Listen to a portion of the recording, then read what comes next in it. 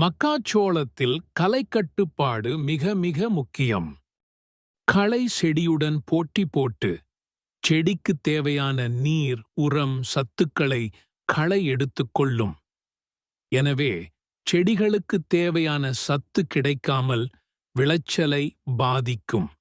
விதை விதைத்து 3 முதல் 5 நாட்களுக்குள் அட்ரசின்னை ஒரு ஏக்கருக்கு 750 கிராம் 200 லிட்டர் தண்ணீர் கலந்து தெளிக்க வேண்டும். அல்லது விதை விதைத்து 10 முதல் 15 நாட்களில் டெம்போட்ரியன் ஒரு ஏக்கருக்கு 100 முதல் 120 மில்லி 150 முதல் 200 லிட்டர் தண்ணீரில் கலக்கி தெளிக்க வேண்டும். பிறகு 30 முதல் 35 நாட்களில் கொத்தை வைத்து கைகளை அல்லது களை எடுக்கும் இயந்திரம் பயன்படுத்தி களை எடுக்கலாம். களை கட்டுப்பாட்டில் கவனிக்க வேண்டிய விஷயங்கள்: களைக்கொல்லி தெளிக்கும் போது மண்ணில் ஈரப்பதம் இருக்க வேண்டும்.